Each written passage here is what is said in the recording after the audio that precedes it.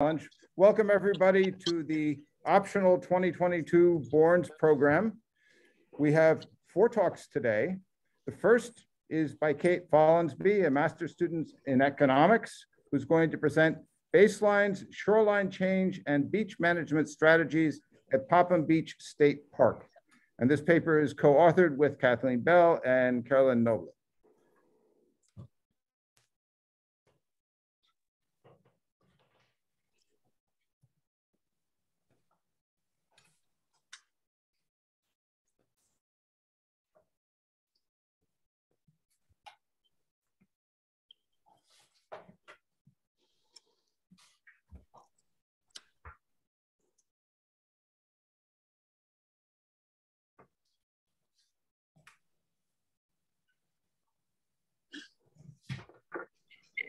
I'm gonna unmute, is that okay?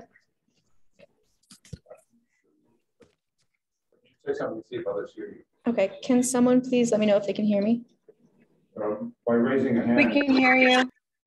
Thank you. Awesome. I'm just gonna zoom out so you can see everything, hopefully. Okay. And thank you so much for having me here today. My name is Catherine Follansbee, and I'm a first-year master's student in the School of Economics, as well as a National Science Foundation Fellow on the Systems Approaches to Understanding and Navigating the New Arctic National Research Traineeship, and a member of the Climate Change Institute. I'm here today to talk about research that I'm doing with Dr. Kathleen Bell and Dr. Caroline Noble regarding the impact of baselines on perceptions of shoreline change and beach management strategies at Popham Beach State Park. I'm going to take you through the poster as we go. Ooh, okay. So the goal of our research is to fill in gaps about the understanding of public perceptions of climate change and beach management. So we'll be assessing the relationships between beach users' visitation patterns, awareness of shoreline change, and support for the state taking different management actions. My research specifically looks at how baselines affect these relationships and these perceptions. So a baseline is a reference point that a person uses when assessing a situation. And we know from behavioral economics that baselines are really important to people's attitudes and behaviors. So my goal is to use how long someone's been coming to the beach as their baseline and to see how that impacts their relationships with shoreline change and opinions on management strategies. So you'll see when I look at my data here that I've broken down familiarity into 10-year groups. So 0 to 10 years visiting the beach, 11 to 20, et cetera. And we hope to use this data to help inform beach managers and the state of Maine to design future management strategies. So introduction. This work is important because changing shorelines are impacting human and natural systems globally. Maine is particularly vulnerable as 48% of the Maine coastline is made up of erodible bluffs, 1/3 of which are currently eroding at high rates. This erosion is intensified by high tides, increased storm events, and climate change. So in reaction to this, coastal resource managers are developing a variety of adaptation strategies, but there are still many questions about how these strategies are perceived in Maine and beyond. As you can see in these pictures here, this is Popham Beach from 2003 to 2013. And you can see that Popham is facing serious erosion challenges and has been for years. In fact, last summer, parts of the beach were actually closed due to erosion. Solutions are needed to keep the beach from eroding away. And the first step is to understanding public perceptions. We care about public perceptions because if we want to enact strategies to manage this erosion, it's more viable and less costly when the public is backing the strategies. Additionally, often strategies include visitor management. And so we need people to be on the same side as the strategies. We need them supporting them if we're asking them to change their behavior at the beach. So my research question is, do visitors with different levels of beach familiarity, the baseline, report different levels of awareness of shoreline change and/or different levels of support for potential shoreline management strategies? We're analyzing, like I said, Popham Beach State Park in Maine and looking at responses from the 2016 Popham Beach State Park Changing Shoreline Survey, which had 334 responses in August of 2016. So today I'll be sharing some descriptive results from that research. And we're in the process of developing more advanced discrete models to examine variation in responses and assess these relationships between familiarity, noticing the changes, and opinions on beach management. So let's look at the results. So first, when asked, have you noticed changes in the size, width, or shape of Popham Beach? This is how people responded. Again, they are broken down into these baseline groups, 0 to 10 years, in terms of how long you've been coming to the beach for. As you can see in the data, we have the suggestion of a positive relationship between familiarity with the beach and having noticed changes. This makes a lot of sense, as someone who's been coming to the beach for 65 years is much more equipped to notice changes than someone who's coming for the first time this year. So now let's look at what people think should be done. First of all, when asked, do you think that the state should take action to manage beach erosion, or should we let nature take its course? 49% of all respondents, not broken down by familiarity, said that yes, the state should take management action. But 40% of all respondents said no, let nature take its course, which is a little bit surprising considering how negatively most people view erosion, knowing that it means smaller beaches. So a pretty close split, 49-40. So when we look at the groups of familiarity, we see that there's not a strong relationship. We're going to be ignoring these last three groups because they're super small groups, 3 people or fewer, so 100% doesn't mean very much. But these groups here are much more meaningful. And again, we don't really see a strong relationship, which just means that more research is required to look at these results. And then lastly, we asked people to rank low, medium, or high priority a variety of strategies, including relocating bathhouses and parking, moving the sand, and altering the channel of a nearby river. So you can see that we observe quite a variety of responses here. I did not break these down by groups of 10 years because that would be a very messy graph with lots of bars and you wouldn't want to look at it. So we're just looking at overall responses. And again, a variety of responses. Interestingly, some people who said, just let nature take its course, also named some of these strategies as high priority, which is a little bit confusing and suggests that we need to look into this further. So as we develop more advanced modeling to look at these responses, we'll be better able to understand situations like this one. So then for my discussion. So like I said, we're looking for answers to these weird situations, and we're looking at, we're using behavioral economics for insight as we conduct our research. So there are 2 main theories that I'll be sharing with you today. And first is the status quo bias, which states that individuals prefer the current state of the world to an alternative. The second is called the endowment effect, which states that individuals demand much more to give up an object than they would pay to acquire it. So both of these theories imply that individuals would favor strategies that maintain current beach conditions and would be much less supportive of policies that would ask them to give up the current conditions or pay money for the strategies. So behavioral economics is a strong basis for which to evaluate our results and guide our modeling as we move forward. And we hope to use these findings to offer insight to coastal managers in Maine and beyond to help engage the public and better anticipate responses to proposed solutions. Here we have 2 pictures of Popham Beach from Dr. Bell and Dr. Noblet. And I'd like to thank the National Science Foundation, Maine Coastal Program, Maine Geological Survey for funding and contributing to this research, and Dr. Bell and Dr. Noblet for bringing me onto their project. And if you would like to reach out to Dr. Bell, Dr. Noblet, or I, here are our emails. Thank you.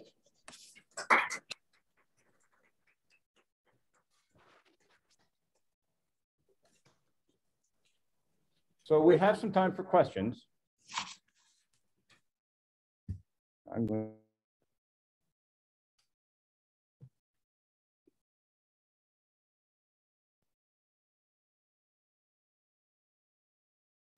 to ask this question. Paul, go ahead. Yeah, Catherine, were you able to break down your responses by how people vote in elections? That was not one of the demographic questions that was asked in 2016 during the survey, unfortunately. But that would be really interesting to look at. Okay, thanks. Any other questions? You may have said this, but did you see any difference between local people and out-of-staters? That is our next step. That's something we're really interested in because we did ask for people's zip codes. So we'll be looking at that next, yes. Yes. Yeah, you might have said this in the presentation, but what was your ad? 334. Okay.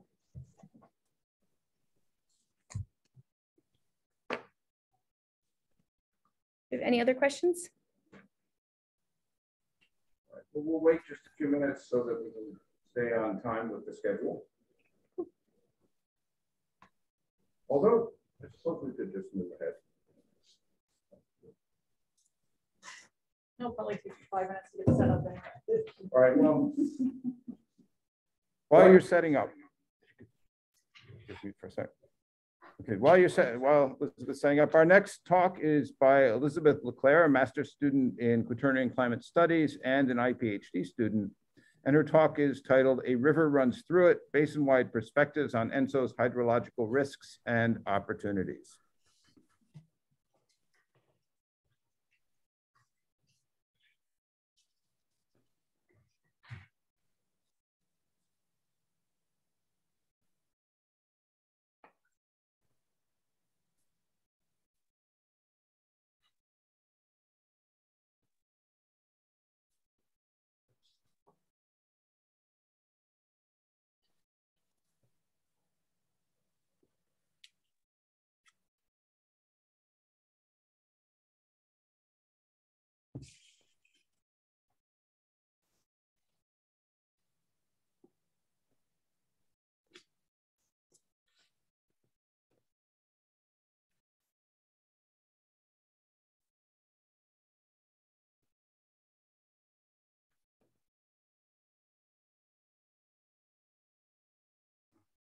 Great. Can everyone hear me all right?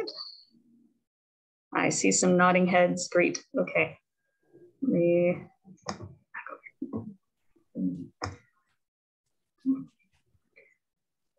All right. Wonderful. Okay. So thank you, Dan, for introducing my presentation, and good afternoon to everyone.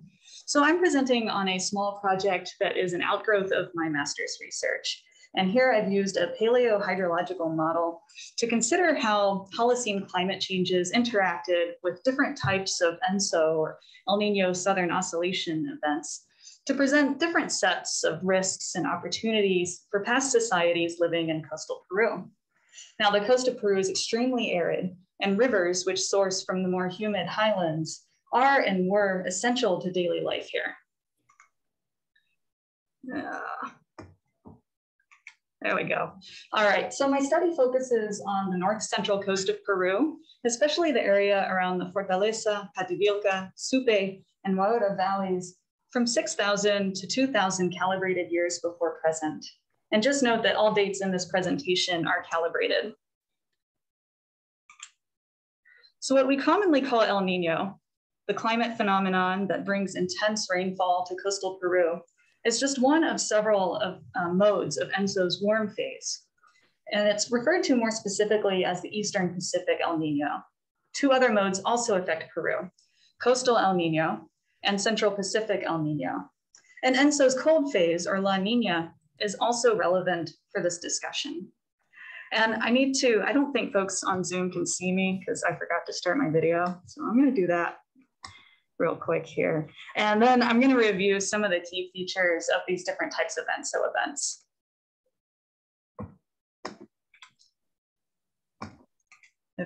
There we go. So as I noted, Eastern Pacific El Ninos produce intense rainfall, flooding, and mud flows in Peru's coastal valleys. And while these events can be quite destructive, they also hydrate the landscape, and they can cause blooms and lomas, which are fog precipitation community or vegetation communities that exist on some of the coastal foothills. Eastern Pacific events also affect the highlands. Some of these events weaken the Eastern or the South American monsoon and also reduce rainfall over the Andes. Now, Central Pacific events are almost the reverse. They are strongly associated with weakening of the monsoon and with highland drought, but they tend to have a limited impact on the coast. Coastal El Ninos are a lot like Eastern Pacific events with intense rainfall and flooding, but they tend to be localized on the north coast of Peru. We also don't see much for highland impacts, although this is an area of recent study because this event has only been recognized in the last few years. I won't be talking about coastal events so much because they do tend to localize north of my study area. And finally, La Nina events also affect both the coast and the highlands, but rather than causing drought, they actually enhance the monsoon and enhance rainfall. And this can lead to flooding, which does ultimately propagate to the coast. Along the coast proper, they intensify cloudiness, which leads to heavier fog and drizzle, especially in those lomas areas. Now, understanding ENSO's impacts in the past requires understanding how these different types of events departed from background conditions. And so I reviewed 21 paleoclimate studies from across Peru and neighboring regions. And some of these studies looked at things like the intensity of the monsoon, changes in highland lake levels and moisture balance, advance and retreat of glaciers, and changes in the frequency of El Nino events. From the synthesis, I identified several millennial scale trends, and I'm going to discuss those in more detail as we go. I used the paleoclimate synthesis to inform development of a paleohydrological model that breaks down river basins into discrete areas that have similar hydrological dynamics. I then modeled those dynamics through a qualitative assessment of water balance, considering things like different types of storages and their capacities, the magnitudes of different types of precipitation, as well as seasonality. And the model looks rather complicated here on the slide, but we can simplify it for the present discussion to just 4 climate-based zones. Areas above snowline, other areas that are under the primary influence of the monsoon, areas under a coastal regime, and lomas as areas of effective fog capture. The model can help us think heuristically through interactions between changing climates, these different types of ENSO disturbances, and changes in El Nino frequency through time. But rather than walk through the model for each type of event, which would involve a lot of really painful detail, I'm really just going to focus on delineating those climate scenarios and pointing out some of the key hydrological interactions, especially those from the highlands where archaeologists working on the coast might not be thinking so much about them. So starting on the early end, from 5,800 to 4,000 BP, El Nino events were much more infrequent than they are today, just one every 50 to 100 years, perhaps. Coastal climates were otherwise likely much as they are today. In the highlands, the monsoon was weaker, although it was also kind of slowly starting to strengthen. Temperatures were relatively cool during this time, and there was a period of resurgent glaciation. This also may have meant that there were areas of persistent snowpack at the highest elevations. And these lower temperatures effectively increased the capacity of highland storage of water in the form of snow, ice, and in highland lakes. And rivers were probably somewhat less seasonal than today. Assuming the ENSO system and its teleconnections operated much as today, Central Pacific and some Eastern Pacific events would have further weakened the monsoon, reducing rainfall, snowfall, and therefore both wet and dry season river flow. However, in addition to less precipitation, the weaker monsoon also meant less cloudiness, which would have increased insolation and melting. And this might have offset some of those losses from lower precipitation amounts. Now, where Central Pacific events only affected the highlands, coastal societies would have mainly experienced these events as years of reduced river flow. But during Eastern Pacific events, any reductions to river flow were coupled with local flooding and related impacts at the coast. Now, cooler temperatures in this period would have also affected La Niñas. And well, it would have had the same moderating effects, that is. First, more of that extra precipitation during these events would have fallen as snow, which would have reduced the amount of precipitation that immediately converted to overland runoff into rivers. The increased snowpack would have also heightened albedo, which would have further reduced melting. Again, slightly mitigating the effects of the higher amounts of precipitation. Still, higher precipitation would have sometimes led to flooding, and those flood waves would have ultimately propagated to coastal valleys.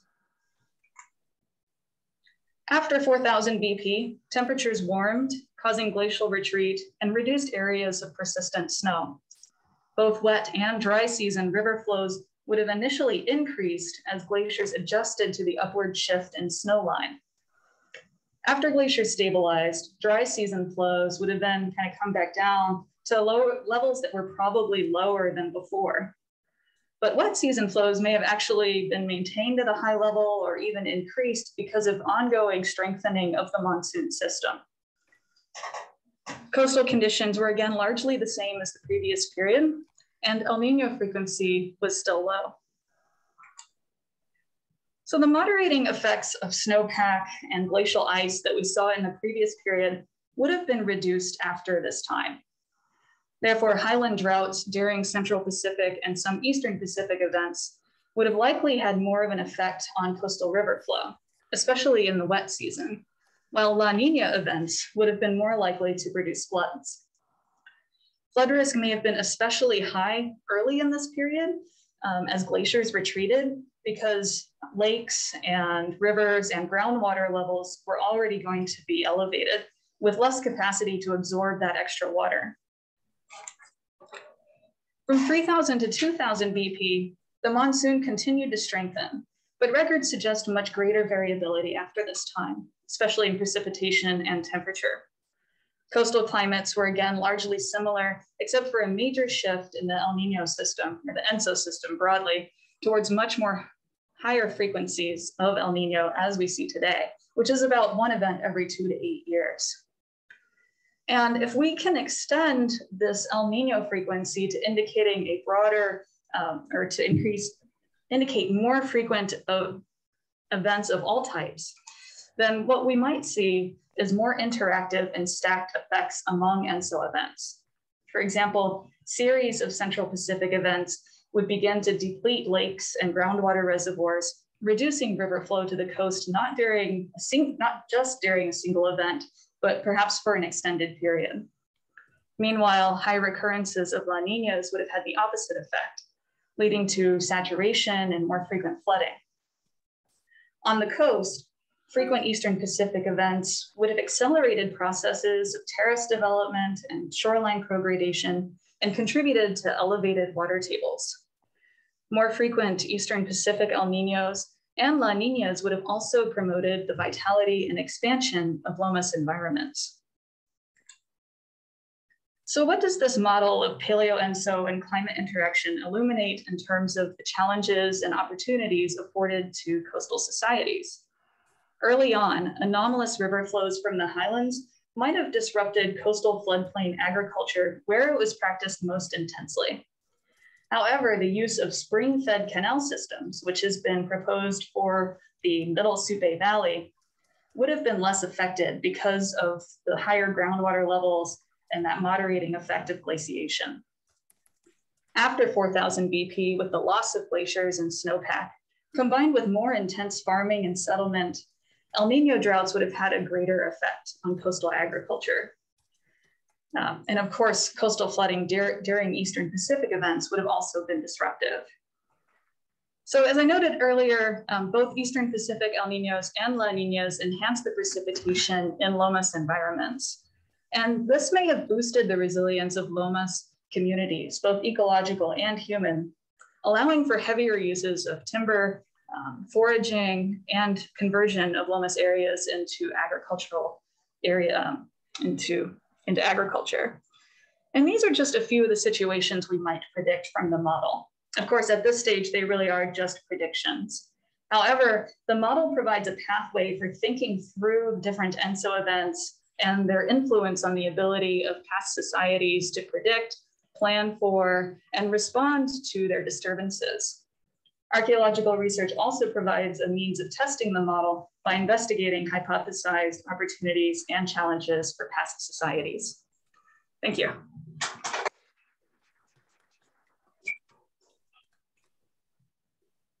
Okay, we have time for some questions. Oh. Can you turn your sound on? Yeah, well, yeah, let me.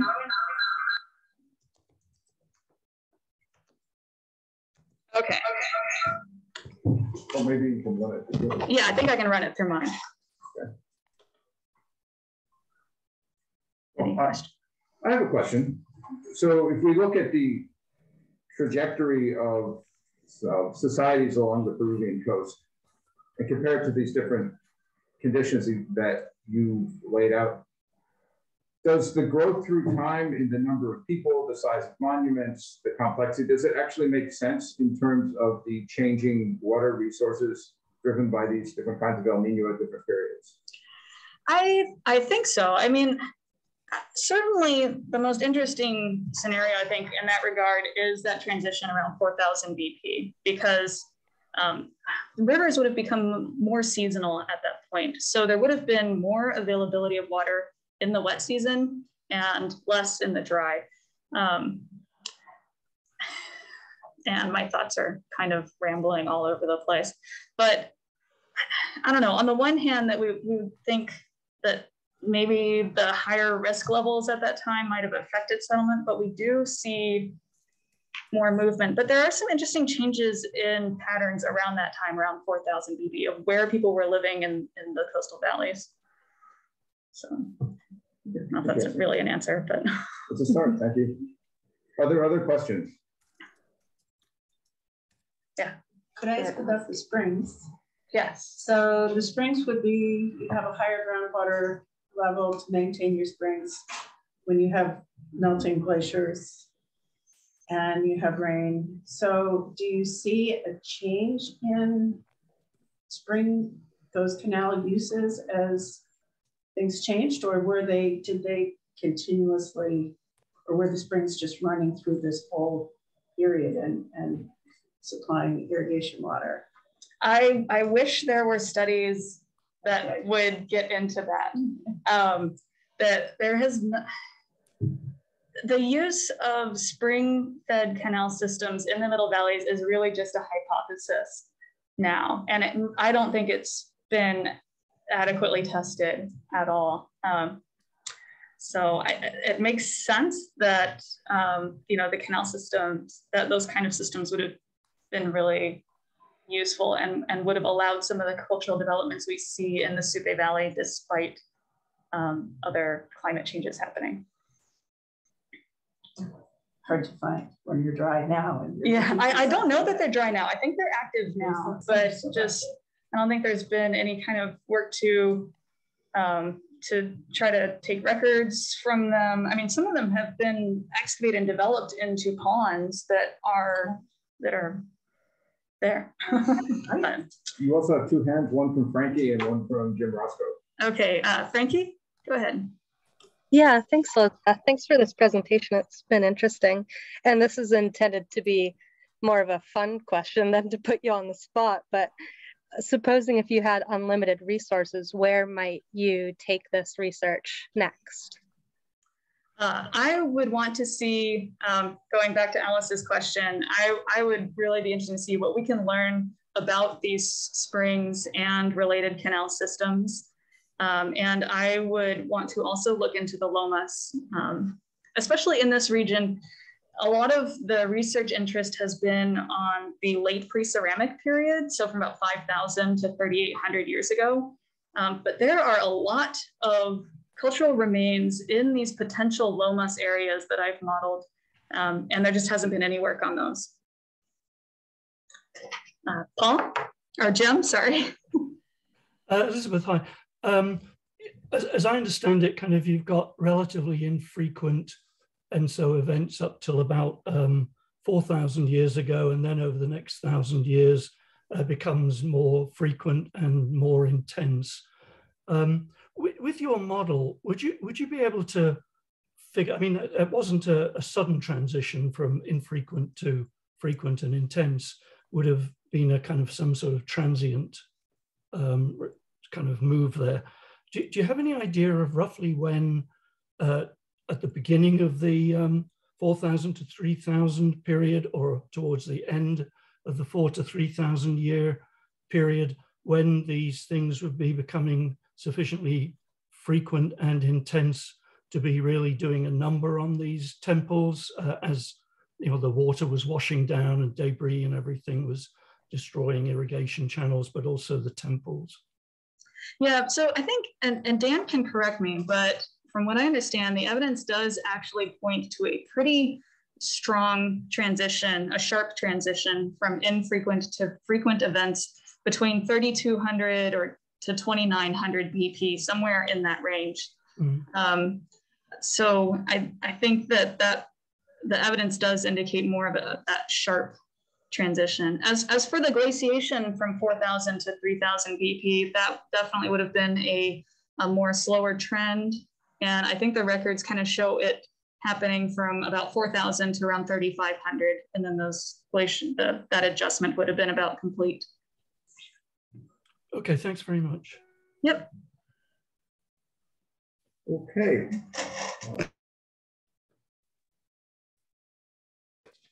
All right, we'll move on to, now we will move on to the next talk, which is by Heather Landazuri, a master's student in Quaternary and Climate Studies. Her talk is Looking Back to Plan Ahead, Indigenous Coping Strategies in Response to the Devastating 1578 AD El Nino in Colonial Peru. And the paper is co-authored with Elizabeth Leclerc and Dan Sandweiss.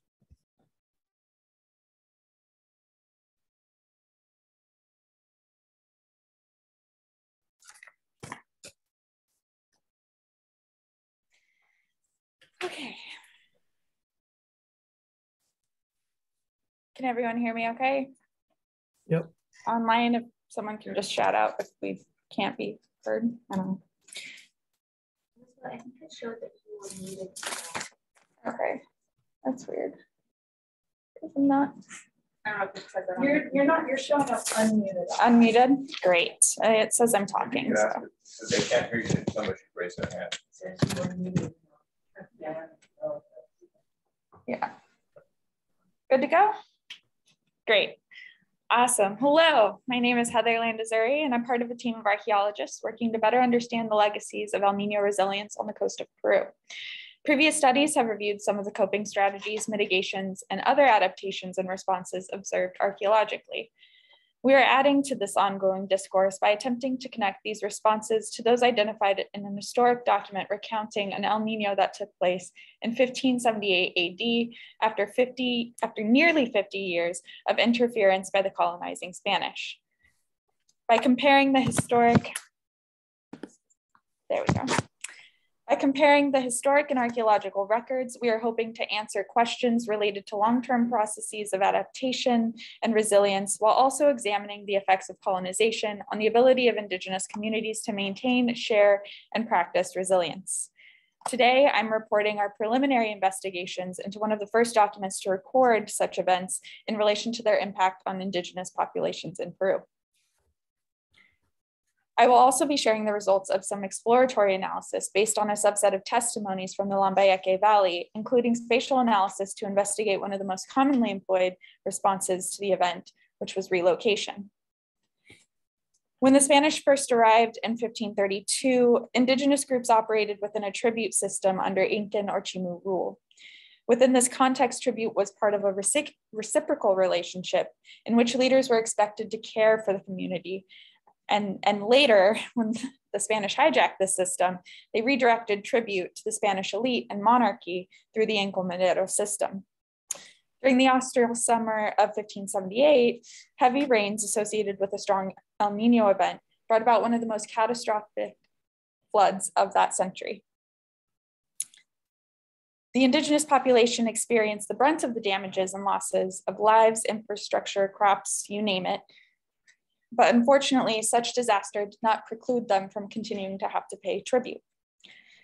2 years after the event, circa 1580, caciques, the local Indigenous lords, attempted to combat the exploitations of the Spanish lords by going before the colonial authorities to demand the return of the tribute.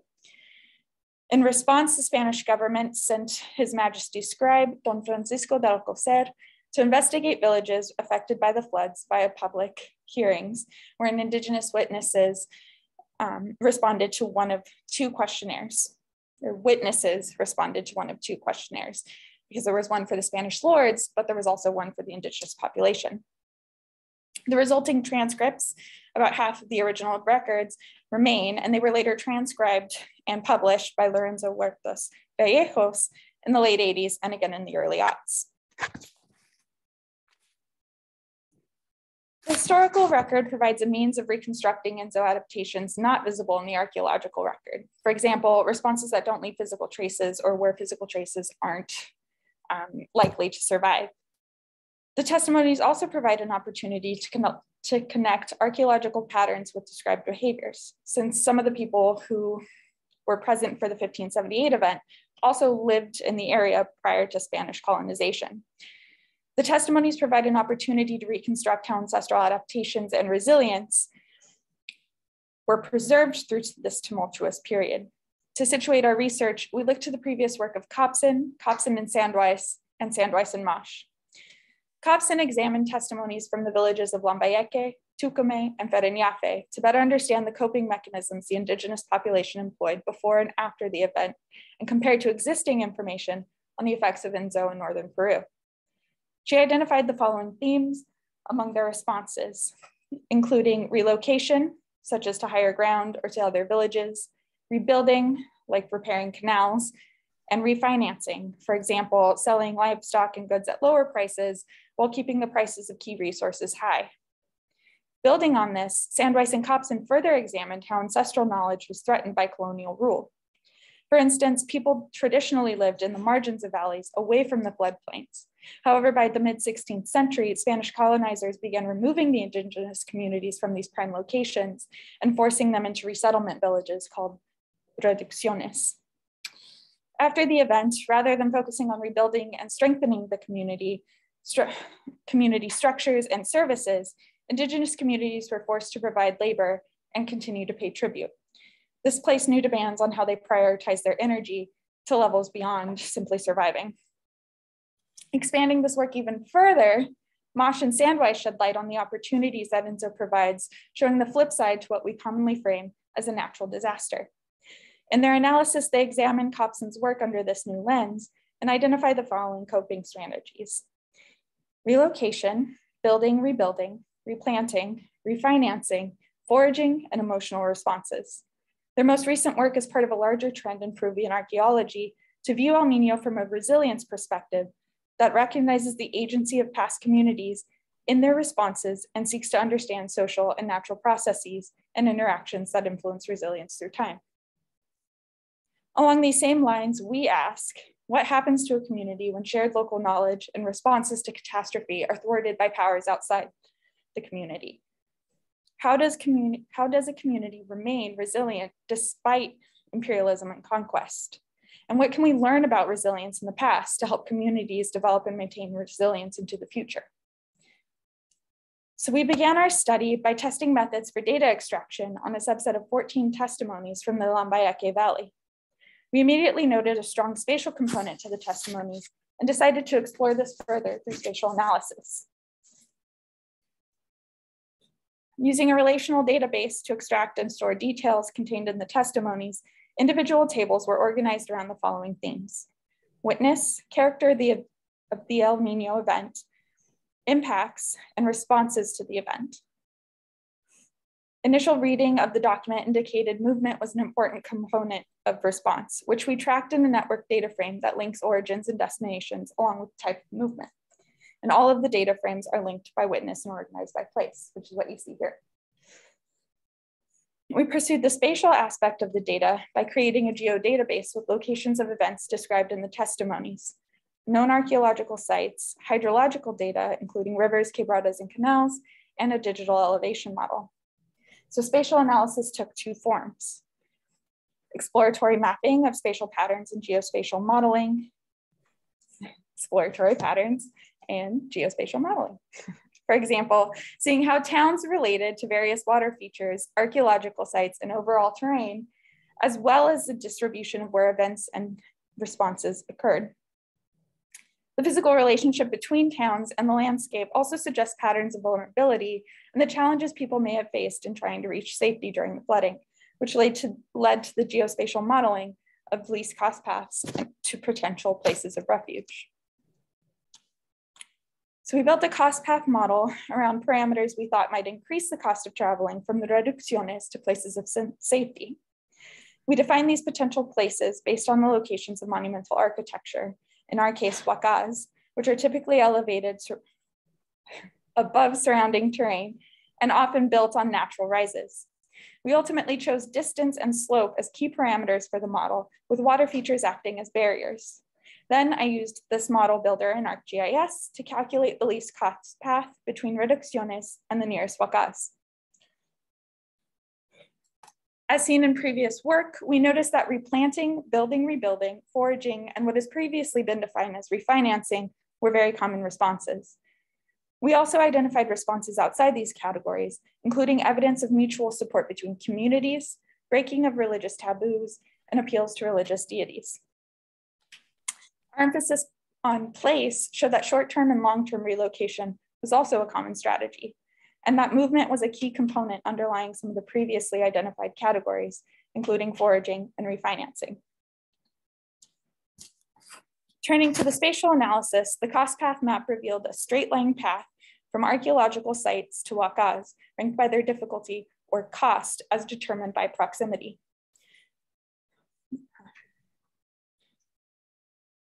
As expected, the model calculated higher costs associated with further distances and steeper slopes.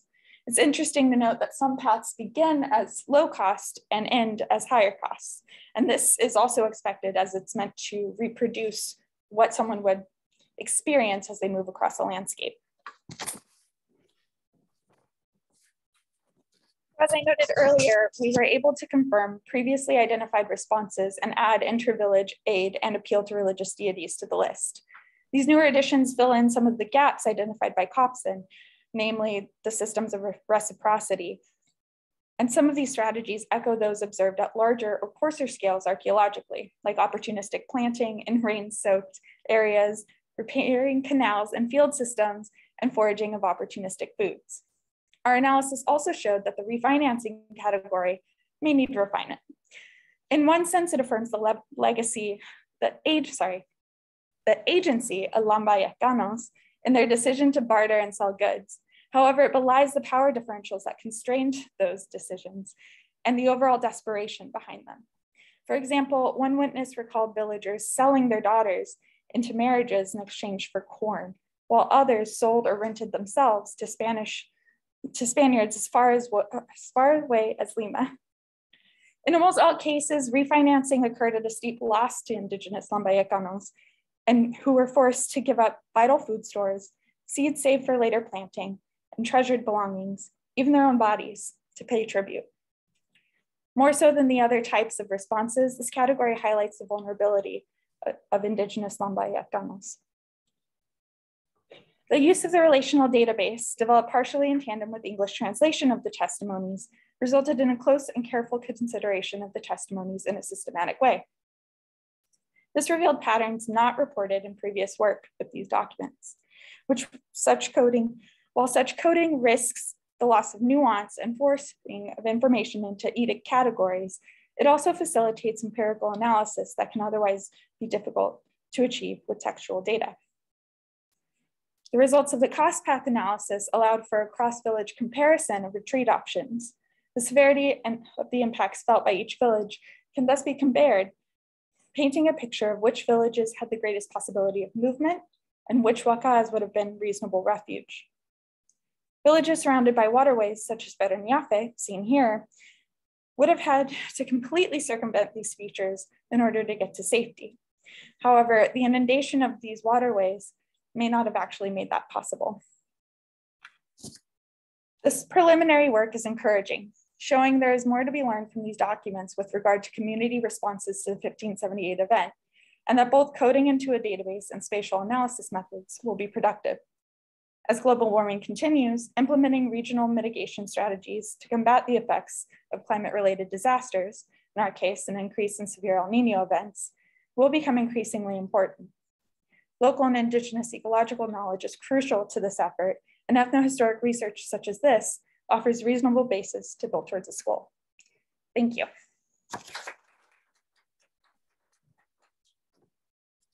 We do have time for questions.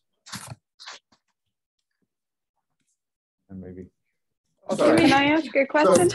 So we know that in the 16th century, not long before this event, the Spaniards required that all of the indigenous inhabitants be resettled in these reducciones.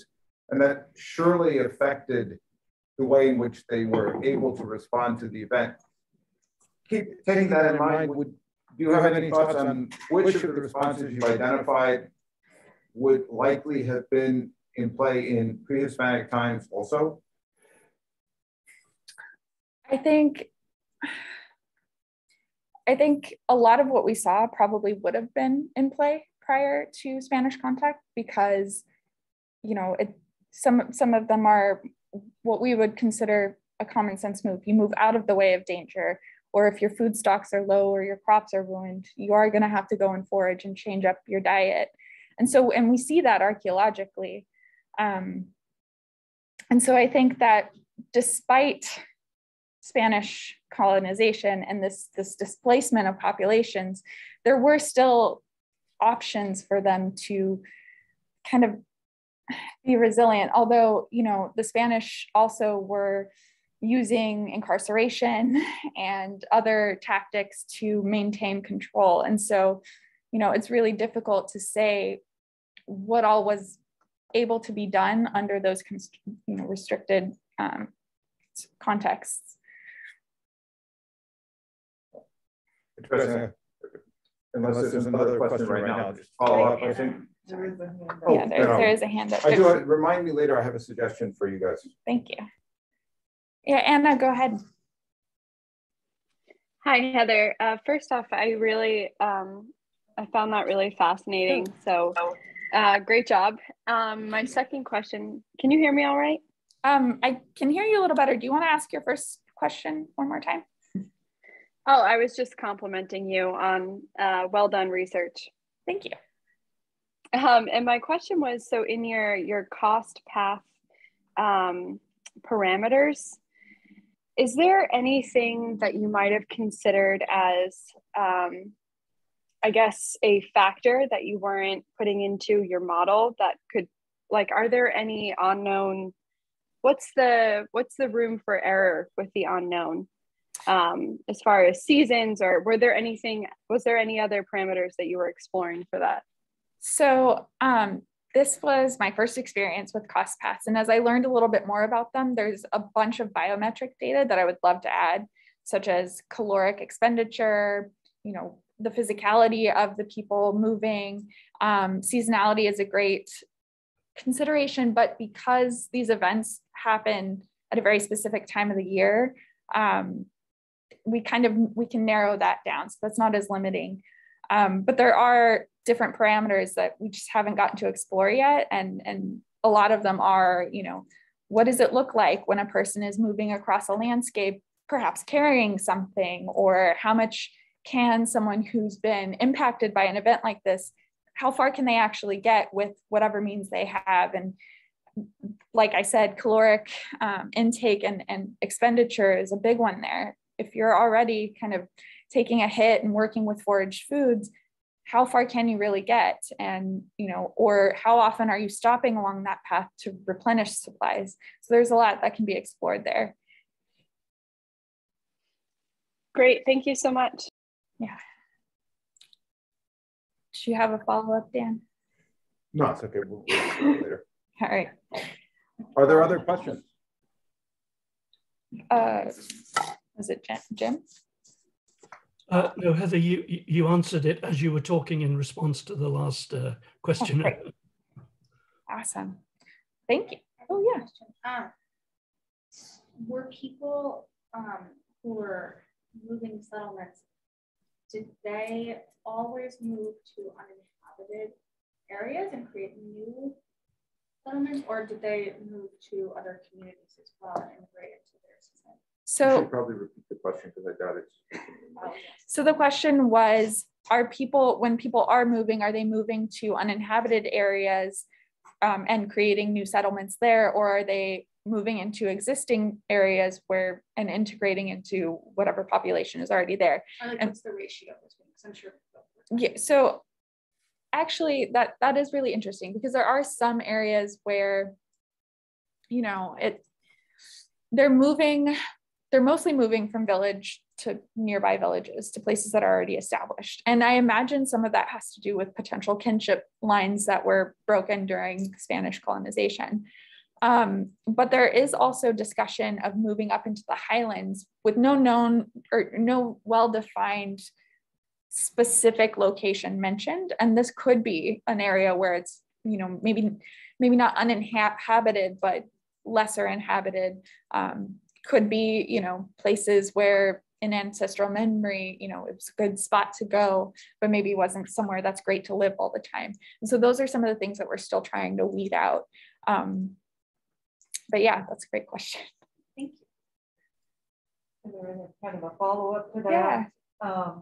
So in terms of your barriers, would it be something to consider that, interpersonal or social relationships or tensions between folks perhaps is another barrier that prevents family XYZ moving to a certain area? So I know that's been seen in other cost path modeling, I believe in the region, but if not in the region, archaeologically that's been seen. And that is a really great barrier that we haven't gotten to explore yet. And so that's, this is going to be an ongoing project. And those are some of the things that we're going to include to the best of our ability in our continued research.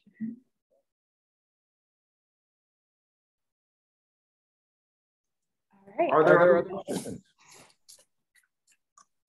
If you could mute. Yes. We'll pass on to our fourth. Somebody's not muted. We'll pass on to our fourth and final presentation for today.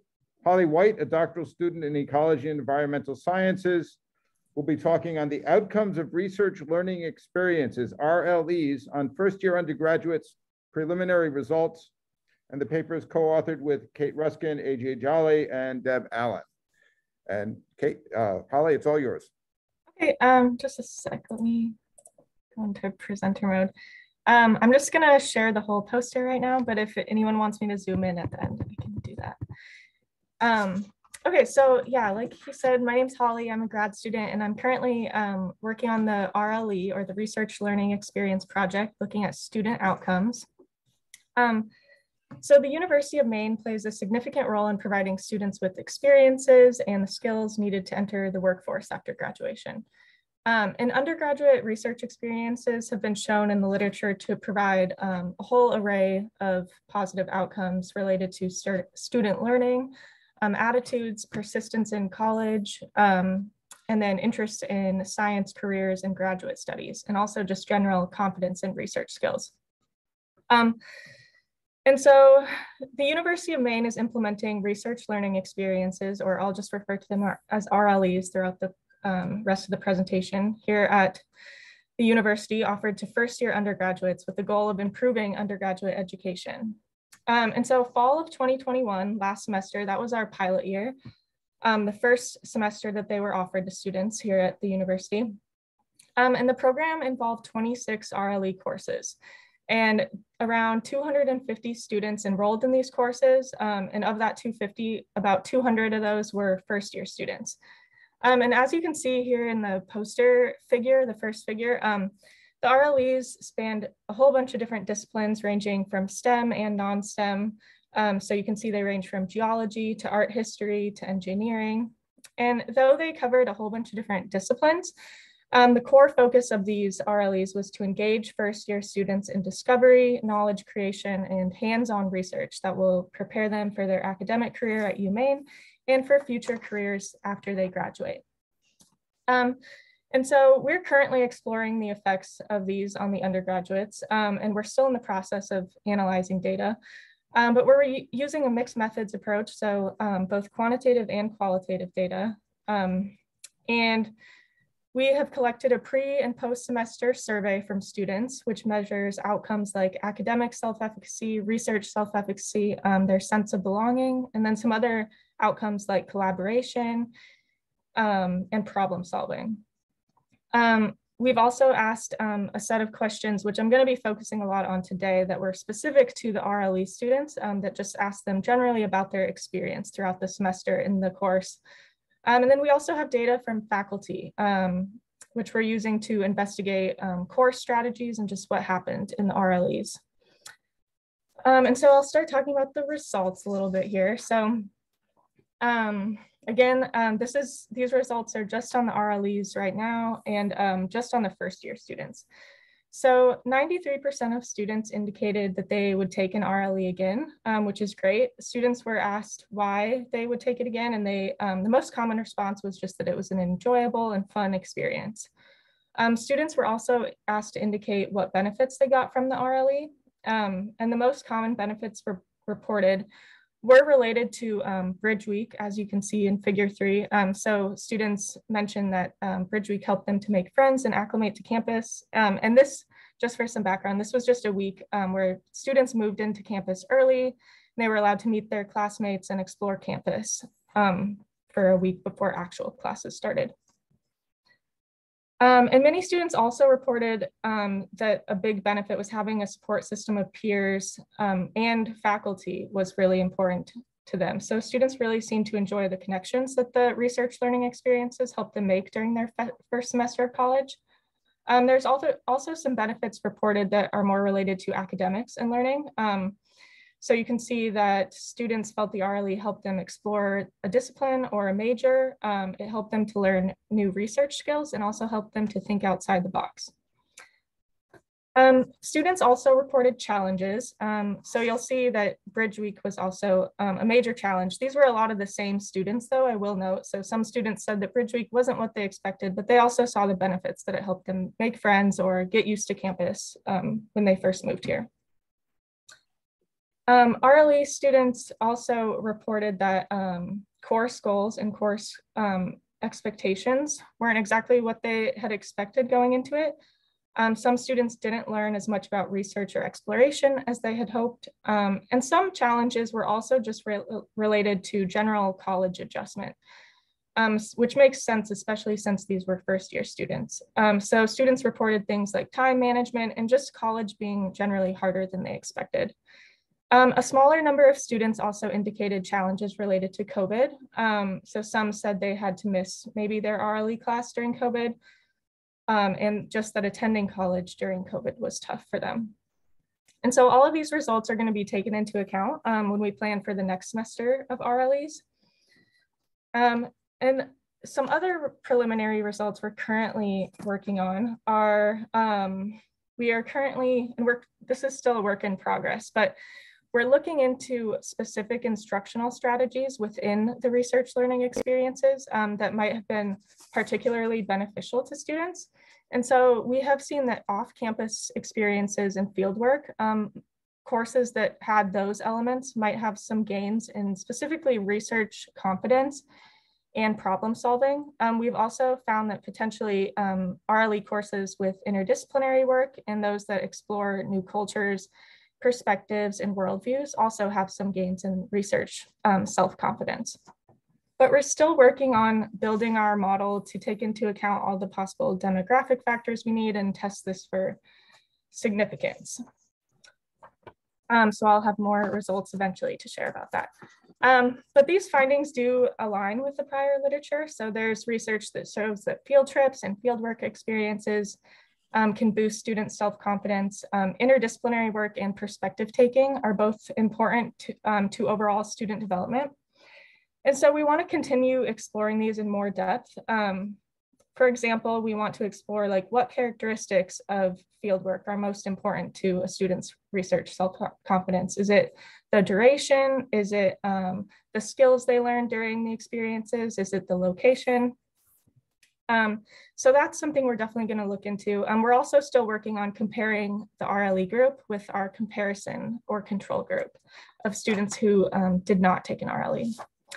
And just a little note on future directions. So this spring, we're currently in the process of planning student interviews. So like I said, we want to explore maybe some of these instructional strategies in more depth. So we're planning on interviewing students about their experiences. We also might interview faculty about their experience teaching in RLE. And then fall of 2022, this is the next round of the RLEs. So all of our results are going to inform changes to assessment efforts and to the program overall. This will also inform our changes to our surveys in the future. And the number of RLEs offered next fall will increase. So it will allow the program to reach a much larger number of students from hopefully more disciplines as well. And then the RLE program also in the future is hoping to expand to other UMS campuses. And that is all I have. If anyone has questions.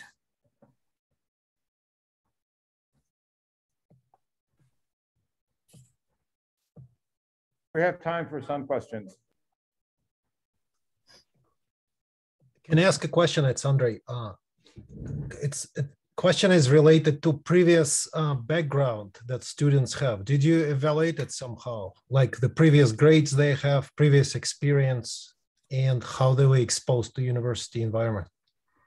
Yeah, so we do have data just from like that UMaine collects anyway about students, about their high school GPA, like their SAT or ACT scores. Is that kind of what you're asking? Right, because I'm kind of looking on these answers, and generally, if you just simply take them for a beer, right, they seems would have a similar experience. Or it's my misinterpretation of the results here. Sorry, I think I misunderstood your question. Or what I'm trying to say is that they all seems like enjoying being together, learning, playing together, working together. But when you go into this learning and advanced science, they seems very unhappy about that part, right? I think that's definitely like a smaller number of students that said like the material was too challenging and stuff. Okay. But yeah, we are planning on taking into account like their high school GPA and just other demographic factors that might play a role. We're just still working through that though. Oh, fascinating. That's really important. Thank you so much. Yeah. Yeah, thanks for the question. I have a question. So this is for first year undergraduates. Did that include non-traditional undergraduates, or will they be part of the subgroups that you explore later on as you develop this research? What do you mean by non-traditional? So non-traditional, yeah. So non-traditional students are typically people who come in who didn't come right out of high school, who maybe did something else for a short amount of time and then came back, or just anything that isn't a direct from high school undergraduate but still meets that undergraduate status. That makes sense. Anyone who took an RLE and completed our survey and is a first year student, yeah, they would be included. Okay.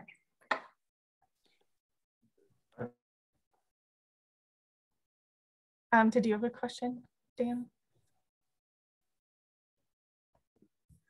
All right, if others can mute, sorry. Yeah, just a quick question, sort of a follow-up on Andre's question. Did you separate the responses by the general discipline of the RLE, the STEM versus the not so much, so were they all STEM? So all of the responses in the two figures are everyone, but there's STEM and non-STEM RLEs, and that's something we're gonna look into if there's maybe differences in the responses related to that, but so far we have not done that. Thank you. Are there other questions? All right, there aren't. I know we're past time and those who need to go should go. I had said I was not going to make summaries, but if I can read my handwriting and if anybody wants to stick around, I do have some brief summaries of these talks. And I couldn't write it on my computer, so I can't guarantee I can actually read what I wrote, but I'm gonna try. All right, Kate Fallinsby offered many grains of wisdom about beach management using Popham Beach State Park as an example. Given the problem she reviewed, this issue is a real beach. Elizabeth Leclerc has channeled her research into the hydrology of North Central Peru, there we go. She reviewed the differential impacts of a whole brood of Niños. To peer into the past, Elizabeth compiled paleoclimate records to run different conditions through a paleohydrological model. Depending on the time and the flavor of El Nino, wetter isn't always better. But whatever happened, coastal inhabitants still had to go with the flow. Heather Landazuri addressed the first naughty Nino of the colonial period, following the Spanish conquest of Peru in 1532. This 1578 AD event stormed through the North Coast, including the Lambaque Valley that was her focus. With her colleague Elizabeth Leclerc, Heather had to cope with 16th century Spanish of the eyewitness accounts in order to identify indigenous coping strategies and to track and display spatial data about the impacts and consequences. From this, Heather and Elizabeth have created an historical atlas of the 1578 event, which took a lot of heavy lifting, and that's an atlas pun, to accomplish. One conclusion is that despite the disaster, we can't say that the indigenous inhabitants didn't have a prayer. Finally, Holly White used RLEs as an opportunity to learn about the effectiveness of hands-on training in enhancing learning and retention. In other words, this was a case of experiential learning about experiential learning. She found that being an RLE was both challenging and positive. And this is something we could say about all the research results presented today: beach management, paleoclimate and water, and El Nino. Thank you all for being here. It's always fun to have these and reassuring to me as a faculty member to see what great work all of the students are doing, and I really appreciate it. Take care, everybody, and see you at the next one.